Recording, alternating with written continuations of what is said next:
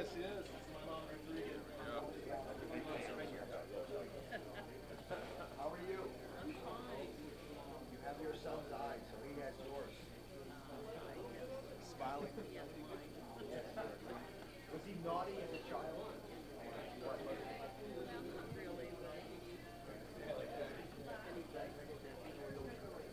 Me. How about running for office? Did you want him to do that? She made the best commercial for me when I was running. She made like a minute-long commercial talking about my youth, and it got 100,000 likes on Facebook. She was amazing. What did you say? What did you say about the youth? She said that my daughter, you appreciate this. My sister, younger sister, I don't know, she said that when I was a little boy, she said, when I grow up, I want to be a doctor. And on my days off, I want to be a doctor. And that's the story she told on the video.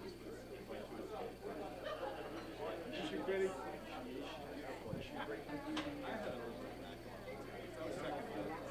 My sister Patty, I still live in this. Well, it's very kind of you to come join us for breakfast. Thank you.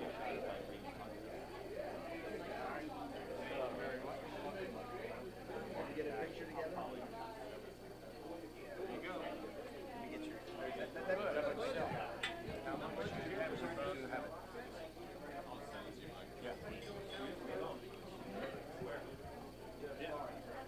Beautiful. That's great. What's good to eat here?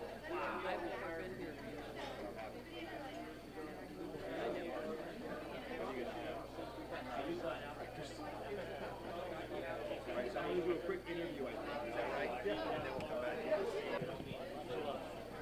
You held my great niece on your TV show, Sophie Knapp. She's 8 years old and she's a Broadway actress. Oh, my goodness. You held her. I don't know what the occasion was, but I watched the show, and of course, I missed the intro, so I don't know what it was about. Do you remember the name Sophie Knapp? No, I've got thousands and thousands of shows. I'm sure of it. It must be exhausting. I love doing it. Everyone goes to work. I have to go to work in a pretty fun setting. I wish you great success. Good guy. Thank you. Any chance you Nice to see you again. So Dennis Owens is my I name. remember Dennis.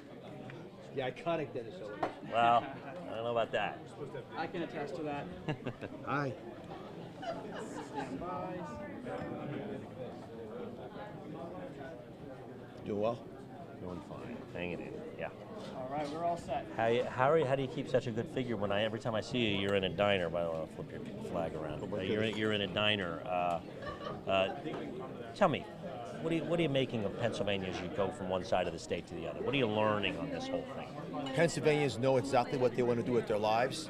They're sick and tired of federal government in particular, and bureaucrats, who are just sort of paper pushers making rules that they can't keep up with. They believe if the government gets out of their way, they're going to thrive. Every business I visit is lacking workers. If you get enough workers, they're going to go full throttle. Gas producers say, I can do unbelievably great things to provide security to our nation and help our allies in Europe. If I just get through the bureaucracy, it doesn't help me. It's the facade of caring, but it doesn't really make a difference that benefits us. Let's talk about Ukraine. You're obviously from Turkey, so I imagine you have a sense of the geopolitical international issue.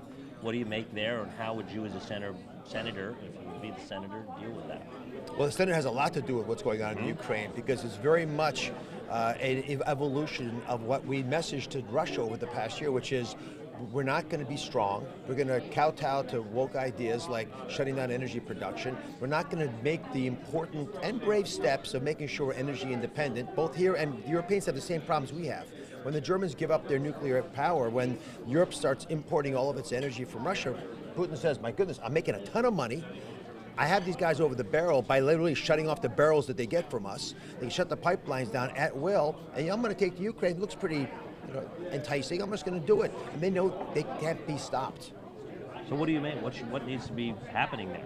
I would say we, as a nation, say, from now on, when we say we need energy, we make energy. We don't let pipelines get stopped halfway down the construction pipeline because a bunch of activists get upset about the possibility they might have an ecological impact, which, by the way, is almost impossible to defend against. So investors don't build the pipelines. The gas suppliers need to have infrastructure tools to be able to get the gas out of the ground. They need trained employees to be able to do that. You need to sort of get morale up in the industry, or they're not going to produce for us. The gas under our feet right here in Pennsylvania can power our entire nation for hundreds of years. Second to Texas, we're the biggest out there, and yet no one knows it. We're almost a hidden gem. And I think if we can actually wake up to that reality as a Commonwealth, we'll own our destiny. Tell me, one of the criticisms of you was that you were not from Pennsylvania. Are you finding that makes any difference as you go around the diners and all? Well, if that's the biggest criticism against me, I'm in good shape because I grew up just south of Philly, less than 10 miles from the mushroom capital of the world, Kennett Square, which is in Pennsylvania. Went to med school and business school in Philadelphia. But listen, the reality is I've lived in other parts of the country, New Jersey in particular. I'm very proud that I'm a Pennsylvanian, and I think people in Pennsylvania and every one of the diner customers today would probably attest to this. They care much more about what I stand for than where I'm from. The latest ad from Dave McCormick has you as a rhino, or his group. What do you make of that? That you're really a Hollywood liberal, I believe is what they call you. Well, there are other people who made their name in television. Ronald Reagan, Donald Trump. I learned to fight on the biggest stage there is to protect my viewers, and now I'll do the same for my voters. I went to battle with Big Pharma, Big Tech. I went to battle with Fauci. I went to battle with the U.S. government over things they were doing wrong. I know what it takes to win. I know what the narrative has to be and how you actually can say the words that mobilize people to feel like they control their destiny. That's what we need, a bold senator who can loudly proclaim what Pennsylvania needs in Washington. Last question. There's a ton of money being spent. There's some negative advertising, which is almost unheard of this early from a primary. What do you make of the race and the tone of the race, and what's the average Pennsylvanian to make of it? I think the average Pennsylvanian is trying to figure out what to make out of politics in general. They don't even understand why the Republicans and Democrats are fighting, much less do Republicans amongst themselves. But this is a fight for the soul of our nation. We have kowtowed to the Washington, Wall Street revolving door too long. There are elements in our society that just don't care about what people think in central Pennsylvania. And if you're in the Lancaster, Harrisburg area, you have little different perspectives than you might have up in Erie or in Philadelphia. But we're all Pennsylvanians, and our views have to be reflected in Washington, and we want the best person to go there. So I'd rather work out the kinks here in the primary than have it figured out in the general election. Thank you very much. Listen, I want to put a personal pitch into you and our company on stations across the state, every market. We're going to do a debate April 25th, I think it is, late April. It will be broadcast on broadcast TV, not PCN. It's network TV across the state, prime time, 8 o'clock. I'd love for you to be in it. And then part of the linchpin, Frank, when the other ones go, you say no, they say no. That's kind of the way they die. I fully want to do debates. Okay. I want to do a bunch of debates. How does one do debates? No, you're not. I'm not done. So there shouldn't be any fear.